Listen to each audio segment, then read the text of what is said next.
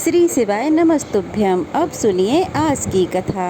भगवान शिव देवी पार्वती से कहते हैं, हे देवी योगेश्वरी से पूर्व दिशा में आदि नारायण भगवान विष्णु विराजमान हैं। ये पादुका पर खड़े हैं और सब दैत्यों का नाश करने वाले हैं। पहले सतयुग में मेघवान नाम से प्रसिद्ध एक दैत्य हुआ है। उसे ब्रह्मा जी ने वरदान दिया था कि जब भगवान विष्णु युद्ध भूमि में तुम्हें अपनी पादुका से मारेंगे तभी तुम्हारी मृत्यु होगी, वरना नहीं। इस तरह वह वरदान पाकर असुर, देवता, दैत्य और समस्त भूमंडल पर संताप देने लगा। कोटि युगों तक वह सबको नाना प्रकार के दुख देते हुए एक बार दक्षिण समुद्र तट पर आया और वहां ऋषियों के आश्रमों का विध्वंस करने लगा।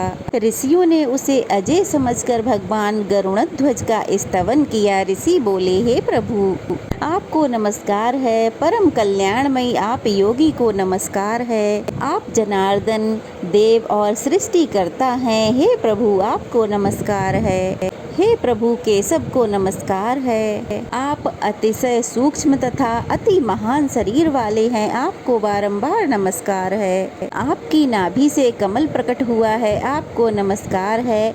आप ही श्री हरि, आप ही श्री वेदा हैं, आपको नमस्कार है। आप समस्त जगत के कारणभूत हैं, आपको नमस्कार है। आप अपनी महिमा से कभी ना च्युत होने वाले, आपको बारंबार नमस्कार है। संसार सागर से पार उतारने वाले, हे प्रभु आपको नमस्कार है। आपकी बुद्धि कभी कुंठित नहीं होती। आप संसार के धाता, पालन करता और संहार करने वाले हैं, आपको नमस्कार है। आपका वासुदेव नाम समस्त पातकों का नाश करने वाला है।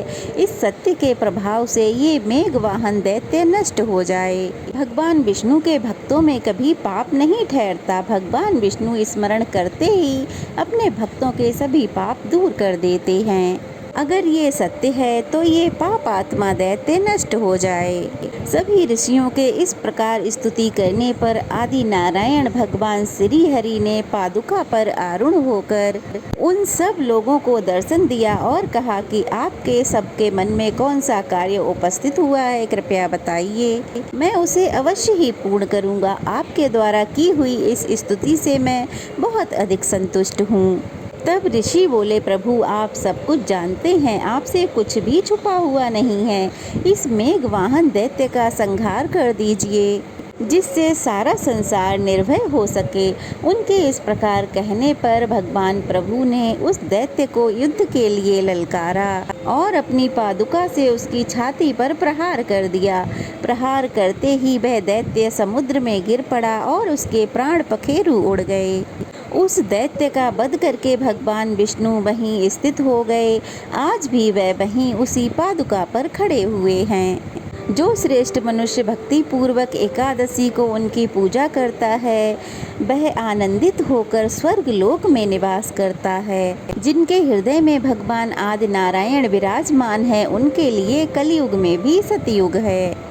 महादेव जी कहते हैं, देवी आदि नारायण से 3 धनुष पश्चिम महानदी संहिता विराज रही हैं।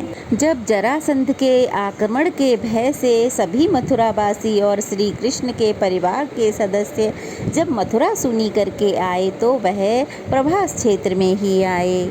वहाँ उन्होंने रहने के लिए समुद्र से स्थान मांगा। उसी समय सूर्य ग्रहण लग गया। तब भगवान श्री कृष्ण ने समस्त यादवों से कहा कि मैं परम पवित्र सन्निहित सरोवर को यहाँ लाऊंगा। उनके इतना कहते ही धरती फोड़कर सुंदर जल वहाँ प्रकट हो गया। यह देखकर बलराम जी, अन्य समस्त यादवों ने और शांब ने उस जल में स्नान किया। उसमें स्नान करने से अग्नि इष्टोम यज्ञ का फल मिलता है। वहाँ एक एक आहुति देने से कोटि कोटि गुना फल मिलता है। उस स्थान में रहकर अगर कोई मनुष्य जप करता है तो उसे उस जप का कोटि कोटि गुना फल मिलता है। संहिता के दक्षिण तट पर पांडवेश्वर लिंग है जिसकी स्थापना 5 पांडवों ने की है। वनवासी पांडव जब अज्ञातवास में थे तब तीर्थ यात्रा के प्रसंग से प्रभास क्षेत्र में आए। उस समय चंद्र ग्रहण का अवसर था। उस समय उन सब ने मिलकर संहिता नदी के किनारे पांडवेश्वर की स्थापना की। मार्कंडे आदि मुनियों से उन्होंने उस शिवलिंग का अभिषेक कराया। ऋषियों ने उस लिंग का महात्म्य बताते हुए कहा कि जो भी लोग इस पांडव पूजित लिंग की पूजा करेंगे वे देवता, दानव तथा राक्षसों के लिए भी पूजनीय होंगे। श्रद्धा पूर्वक इसे पूजित करने से उन्हें अश्वमेध यज्ञ का फल मिलेगा। जो पूरे माह भर संहिता कुंड में स्नान कर पांडवेश्वर की पूजा करता है वह साक्षात पुरुषोत्तम होता है। इस लिंग के दर्शन से पाप के सहस्त्रों टुकड़े हो जाते हैं। पार्वती इस प्रकार श्रद्धा पूर्वक यात्रा करके मनुष्य प्रभास क्षेत्र के 11 रुद्रों के समीप जाए। मनुष्यों से जो 11 इंद्रियों द्वारा 11 प्रकार के पाप बन जाते हैं उन सब का यहाँ 11 रुद्रों के पूजन से नाश हो जाता है। संक्रांति, अयन, चंद्र ग्रहण, सूर्य ग्रहण तथा अन्य पुण्य तिथियों पर भक्ति भाव से क्रमशः 11 रुद्रों का पूजन करना चाहिए। कली में इन 11 रुद्रों के नाम इस प्रकार हैं: भूतेश, नीलरुद्र, कपाली, वृषवाहन, त्र्यंबक, घोरनामा, महाकाल, भैरव, मृत्युंजय, कामेश और लोकेश। पार्वती, ये जो 11 रुद्र बताए गए हैं अब इनका रहस्य भी सुनो। इनमें 10 तो 10 प्राणवायु हैं और एक आत्मा है।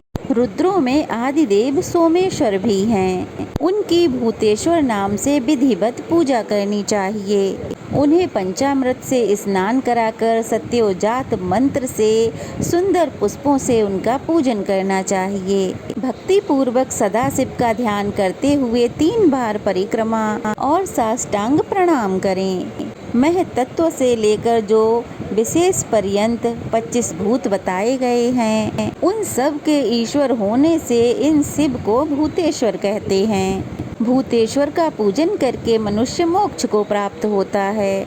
महादेव जी कहते हैं, सोमेश्वर से वायव्य कोण में 60 धनुष की दूरी पर चंद्रेश्वर लिंग है। वह दिव्य लिंग सभी गड्ढों का नाश करने वाला है। चंद्रेश्वर का दर्शन करके मनुष्य सभी पापों से मुक्त और कृत्य हो जाता है।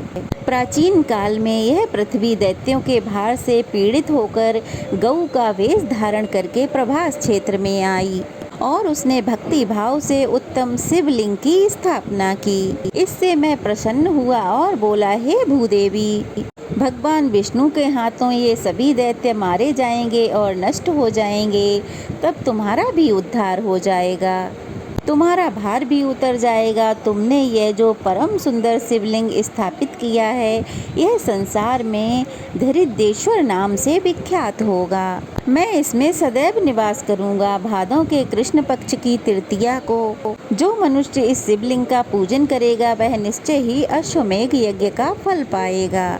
केवल इस लिंग के दर्शन से ही सब तीर्थों में स्नान का और सभी प्रकार के दानों का फल मिल जाएगा। इसमें चारों तरफ 16 धनुष तक इसी का क्षेत्र होगा और यह क्षेत्र समस्त प्राणियों को मोक्ष प्रदान करेगा। इस क्षेत्र में मरने वाले प्राणी उत्तम गति को प्राप्त होंगे। ऐसा कहकर, हे देवी, मैं वहाँ से अंतर्ध्यान हो गया। इसके बाद बराह कल्प में चंद्रमा दक्ष के श्राप से पीड़ित होकर राजयक्षमा से पीड़ित होकर क्षीण होने लगे। तब वे समुद्र के निकट प्रभास क्षेत्र में आए और इस पृथ्वीश्वर लिंग का दर्शन करके इसके प्रभाव को जान के इसी की आराधना में तत्पर हो गए। इसके महात्म्य से चंद्रमा का पाप जनित रोग दूर हुआ। तब से इसका नाम चंद्रेश्वर हो गया। इसके बाद चक्रधर विष्णु और भगवान दंडपाणि एक स्थान पर स्थित हैं, वहाँ की यात्रा करें। जो मनुष्य भक्ति भाव से क्रमशः उन दोनों की पूजा करता है वह पाप से मुक्त होकर मेरे लोक में जाता है। जो माघ मास की चतुर्दशी और कृष्ण पक्ष की अष्टमी तिथि को गंध, पुष्प, फूल आदि से उनकी पूजा करता है, दंड नायक की पूजा करने करने से उसके जीवन में कभी विघ्न नहीं होता। जो एकादशी तिथि को निराहार रहकर चक्रपाणि की पूजा करता है, वह सभी पापों से मुक्त होकर भगवान विष्णु के लोक को जाता है। इन दोनों के उत्तर और बाल रूपधारी ब्रह्मा से वायव्य कोण में सांब के द्वारा स्थापित देवेश्वर शांबादित्य का स्थान है। प्रभास क्षेत्र में जो सांब नामक पुर है, वही सूर्य नारायण का द्वितीय स्थान है। वहाँ भगवान सूर्य 12 स्वरूपों में विभक्त हो सदा सबका कल्याण करते हैं और भक्तों द्वारा की हुई पूजा को ग्रहण करते हैं। जो मनुष्य वहाँ 12 नामों वाले सूर्य देव की स्तुति करेगा, उसके 12 जन्मों की दरिद्रता नष्ट हो जाएगी। आदित्य, सविता, सूर्य, मिहिर, अर्क, प्रतापन, मार्तंड, भास्कर, भानु, चित्रभानु, दिवाकर तथा रवि, ये सूर्य देव के सामान्य नाम हैं। विष्णु, धाता, भग, पूषा, मैत्र, इंद्र, वरुण, अर्यमा, विवस्वान, अंशुमान, त्वष्टा तथा पर्जन्य, ये 12 स्वरूपों के विशेष नाम हैं। ये सभी क्रमशः 12 महीनों में सूर्य मंडल में तपते हैं। चैत्र में विष्णु, बैसाख में अर्यमा, ज्येष्ठ में विवस्वान, आषाढ़ में अंशुमान, श्रावण में पर्जन्य, भाद्रपद में वरुण, आश्विन में इंद्र, कार्तिक में धाता, अगहन में मित्र, पौष में पूषा, माघ में भग और फाल्गुन में तुष्टा तपते हैं। इस प्रकार प्रभास क्षेत्र में 12 रूप वाले भगवान सूर्य विराजमान हैं। माघ शुक्ला पंचमी को एक भक्तकृत, षष्ठी को नक्त व्रत और सप्तमी को सांबादित्य के समीप उपवास रखकर मनुष्य लाल चंदन मिश्रित कनेर के फूलों से अर्घ और धूप देकर पूजा करे। शक्ति के अनुसार ब्राह्मण भोजन भी कराए। जो इस प्रकार सांबादित्य का पूजन करता है, वह समस्त कामनाओं को पूर्ण कर लेता है, समस्त मनोवांछित वस्तुओं को पा लेता है। जय भोलेनाथ। ये थी आज की कथा। कैसी लगी जरूर बताइएगा। ओम नमः शिवाय।